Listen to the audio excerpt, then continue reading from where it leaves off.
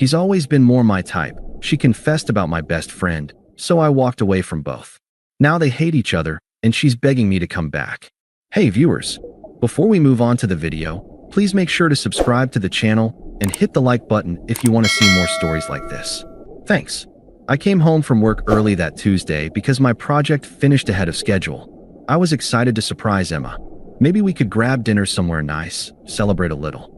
We'd been together 4 years, living together for 2, and I'd been thinking about rings lately. I opened the apartment door quietly, planning to sneak up on her, but stopped dead when I saw them on our couch. Emma's head was on Ryan's shoulder, his fingers running through her hair. They weren't kissing, but there was something intimate about the way she melted into him, the way his thumb traced circles on her arm. They sprang apart when they heard my keys hit the counter.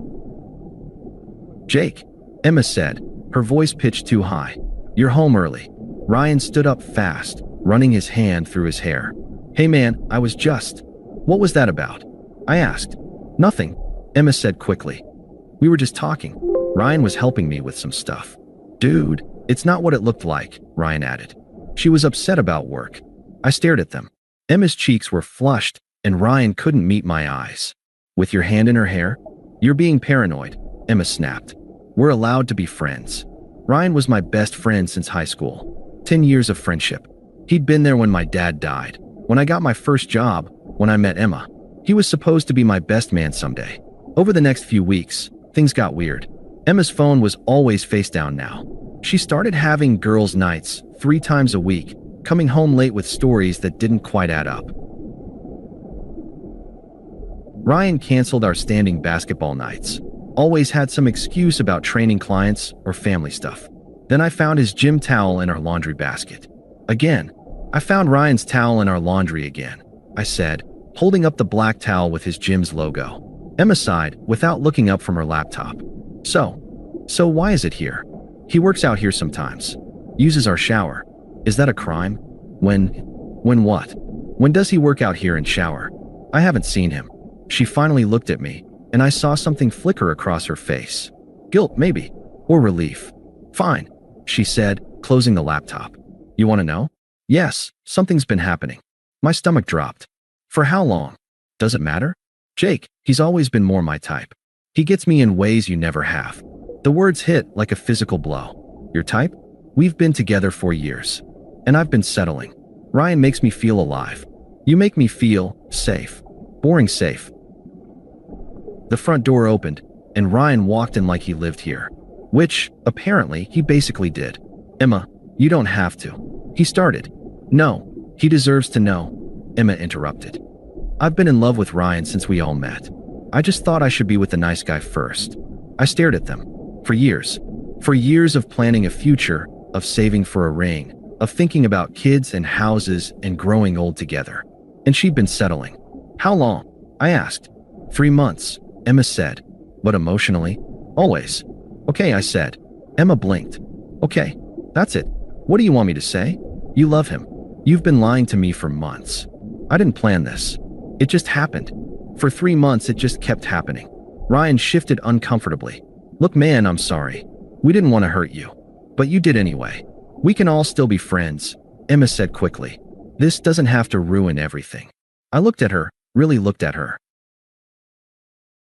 The woman I'd planned to propose to was sitting there, asking if we could all be friends after she'd been screwing my best friend for 3 months. "No," I said. "We can't." I packed that night while they went to dinner. Just the essentials, clothes, laptop, a few books. Left everything else. The furniture was mostly hers anyway. I found a month-to-month place across town, broke the lease, and transferred the utilities to her name. I didn't fight, didn't argue, didn't make a scene. I just disappeared. Blocked them both on social media. Changed gyms. Started going to different coffee shops, different bars, different everything. When mutual friends called asking what happened, I didn't answer. When they texted, I didn't respond. Sarah, one of Emma's friends, cornered me at the grocery store 3 weeks later. "What the hell, Jake? Emma's a mess." "What did you do?" "Nothing," I said, pushing my cart past her. "Come on, just talk to her. She made a mistake. She made a choice. Don't be such a baby about this." I stopped walking. She fucked my best friend for 3 months while planning our future. I'm not being a baby. I'm being absent. 6 months passed.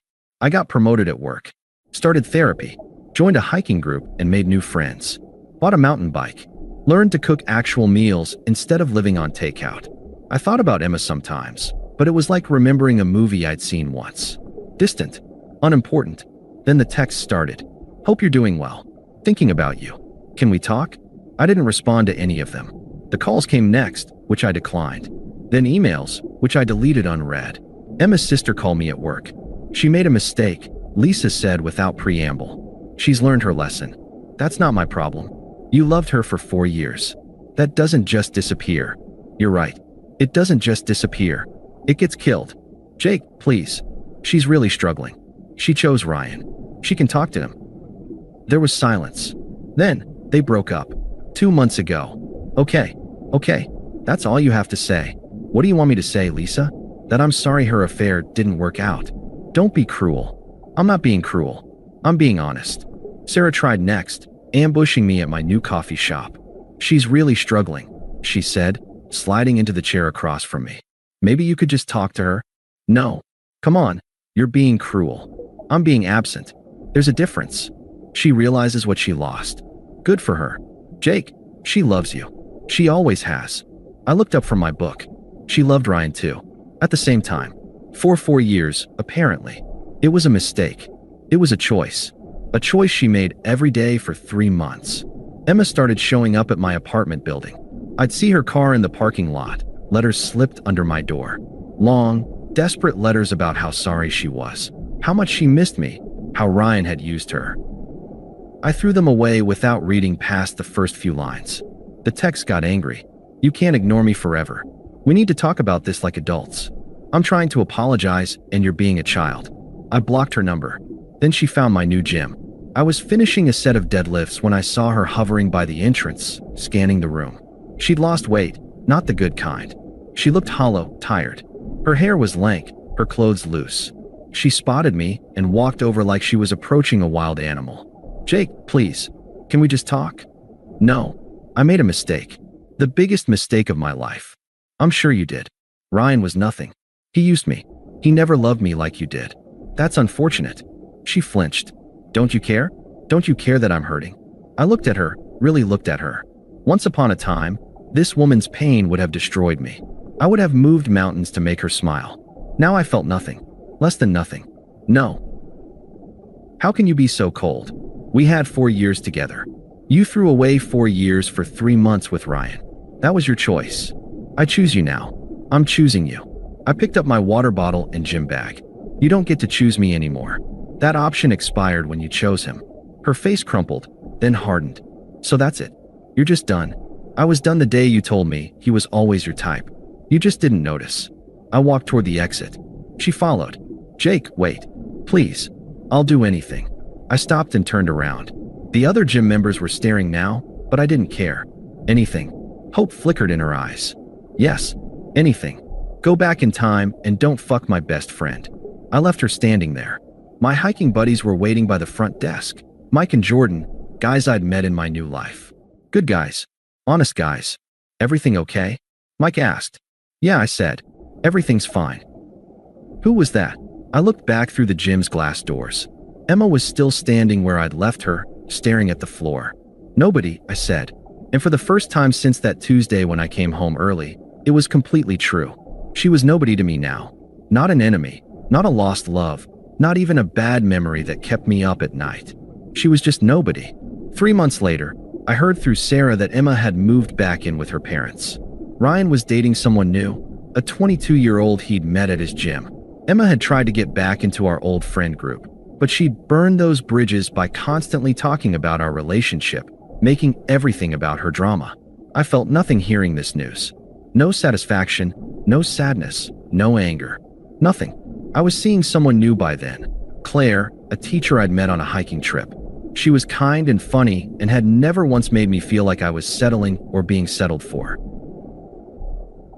When I told her about Emma and Ryan, she just nodded and said, their loss. That's when I knew I'd truly moved on.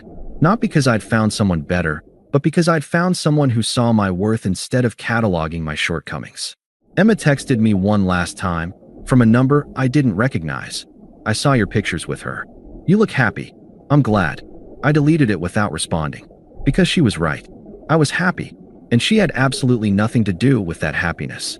Some people think forgiveness means taking someone back, giving them another chance, letting them hurt you again in the name of love. But sometimes forgiveness means accepting that someone showed you who they really were and believing them the first time. Emma showed me that I was a stepping stone, a safe choice, someone to settle for until something better came along. I believed her, and I built a life where no one would ever see me that way again. Thanks for watching.